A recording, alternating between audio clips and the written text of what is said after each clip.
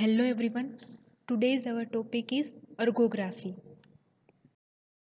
So what is the ergography? So the erg is the unit of the work and the ergograph is the apparatus used for the recording voluntary contraction of the skeletal muscles in the humans. And the term ergography was first described by the Mozos. So it is called Mozos ergography. And the Mozos ergograph is employed not only to assess the performance of the hand and forearm muscles, but it is also to study the phenomenon of the fatigue and the factors that affect the fatigue. And what is a ergogram? So ergogram is the recording of the voluntary contraction of the skeletal muscles in the human being on the moving kymograph. And what is the aim of this practical? So to assess the performance of the flexures of the fingers of the hand and to study the phenomena of the fatigue in human skeletal muscles. Now, to see the phenomenon of the human fatigue in the isotonic exercise, this will be measured by Mozos ergograph, and the human fatigue in the isometric exercise, this will be measured by hand grip spring dynamometer. And which type of the apparatus are used in this practical? So first is the Mozos ergograph, then hand grip spring dynamometer, then metronome, then kymograph, sphygmomanometer and weights. All these apparatus are used in this practical. Now ergograph for the isotonic exercise. So this is the Mozos ergograph, and this Mozos ergograph consists of flat wooden board with the two pairs of the clamps and the curved plate to fix, hold and steady the forearm of the subject, and there is a pair of the metal tubes in which the index and the ring finger are inserted and the middle finger remains free to be connected to the thick cord and the hook and the sliding plate that can move to and fro. These carry a lever system to record the muscle exertion on the kymograph cylinder, and the sling or the pulley fit over the middle finger and a strong cord bearing a hook on which a different weight can be hung, and in some type of the cases the sliding plate can carry a chart paper on which a pencil or ballpoint can record the contractions. Okay.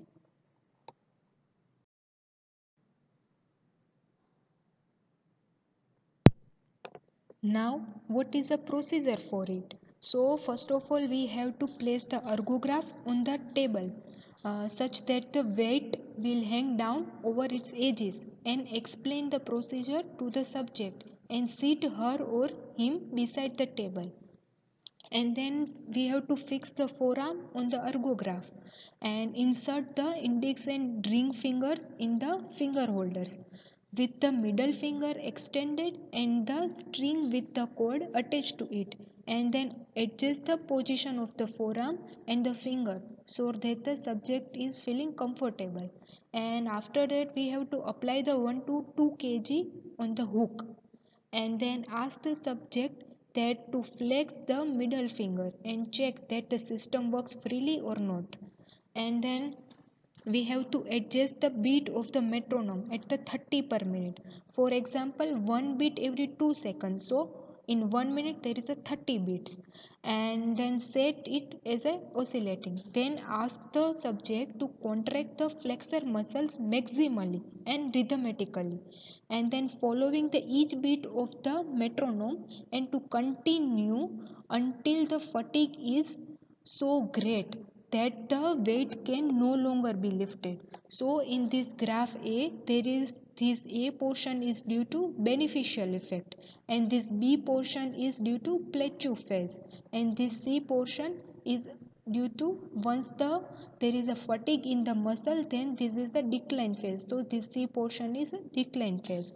Then we have to give a rest for the 15 minutes to the subject, and then repeat the same whole procedure, and then we will get this B graph In this B graph, this portion is due to beneficial effect, and this portion is due to plateau phase, and this portion is decline phase. Once this decline phase is occur, at the time we have to telling the subject that the she or he will do much better than this time. So by these words, this graph is increase in the height gradually, and this graph is due to motivation.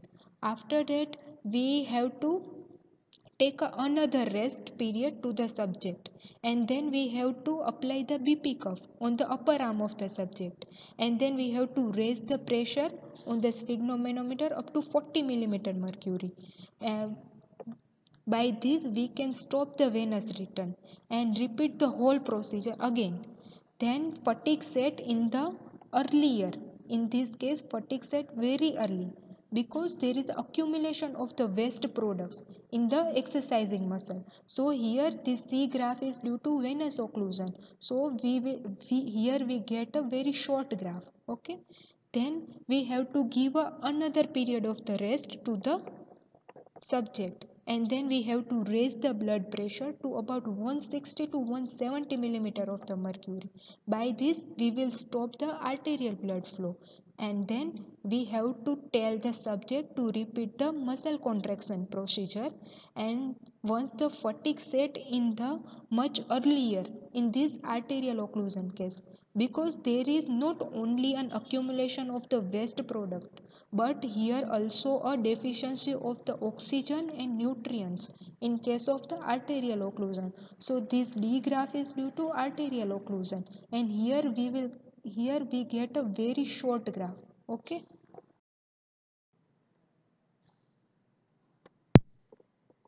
Now, once the procedure is over, then we have to measure the work done. So here in graph, this is the area of the rectangle. This area is area of the rectangle, and this is the area of the triangular. Okay, and this A and this B whole, this is the total length. So total length is A plus B, and this is the height, which is labeled as a H. Okay, and this A graph is when the circulation is intact. Then in case of the venous occlusion, this is the total length A plus B, and this is the height, and this is the area of rectangle, this is the area of rectangle, and this is the area of triangle. And this C graph is when there is a artery is occluded. Okay, so work done is equal to D into weight, where D is equal to area upon length into number of contractions. Okay, so total work done is equal to area, means area of rectangle plus area of triangle, then length means total length into number of contraction into weight.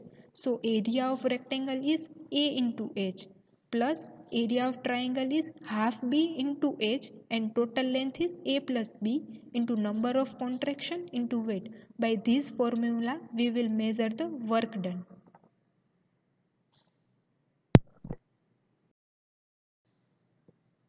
Now, this is a metronome. It is a clockwork device that functions as a variable interrupter to deliver the tick-tock sound at the pre-selected frequency of up to 30 per minute. Okay, and there is a thin metal rod bearing a scale on which a sliding clip. This is a sliding clip can set as the desired frequency, but basically metronome is commonly used to provide the beats during the training in the piano playing. Okay, in human fatigue due to isometric exercise is measured by the hand grip spring dynamometer. For that, we have to allow the subject to study the instrument for a short period of the time and ask him to hold the dynamometer in a dominant hand so as to have a full grip of it, and then instruct him to close his eyes and compress the handles with the maximum force. Okay, then measure the tension develop and then wait for a 1 minute, and then we have to repeat the whole procedure and take a second reading. Then we have to take the mean of that two readings, and this is referred to as the maximal isometric tension Tmax. Then alternatively, the higher among the two reading is considered at the Tmax. Then we have to measure the endurance time for the 60 to 80% of the Tmax. Now, what is the endurance time? So, endurance time is the time of the onset of the fatigue while performing the isometric exercise on the hand grip spring dynamometer. Now, we have to measure the endurance time for 60 to 80% of the Tmax, first for the venous occlusion and then with the arterial occlusion.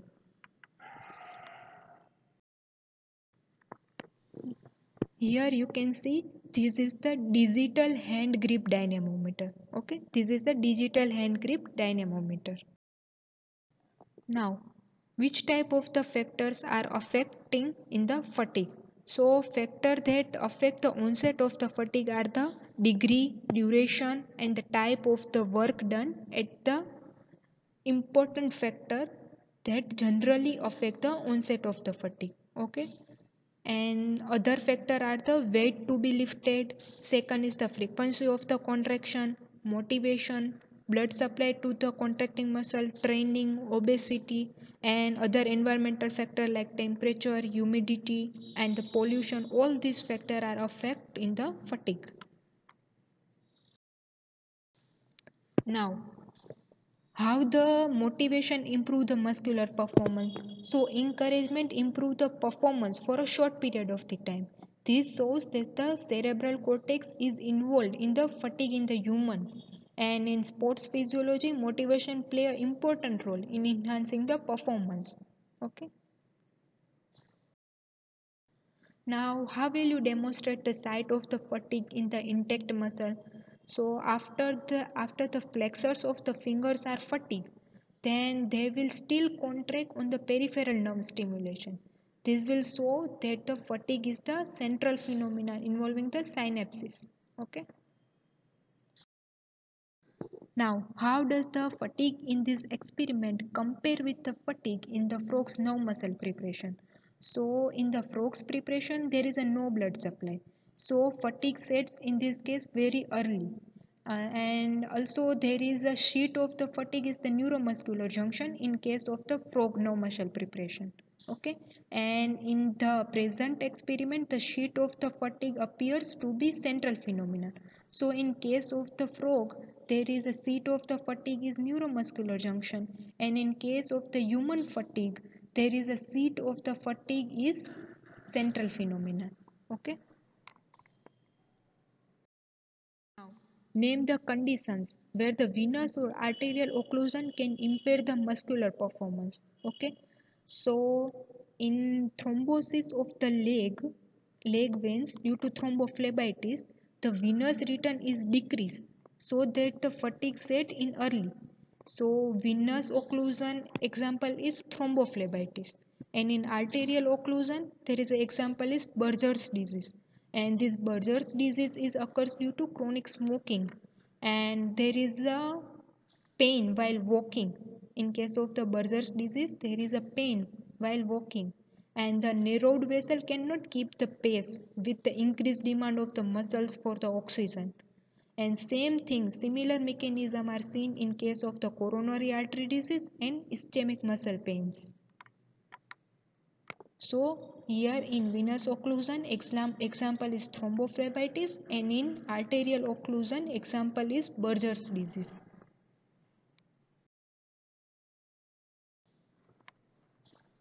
Thank you.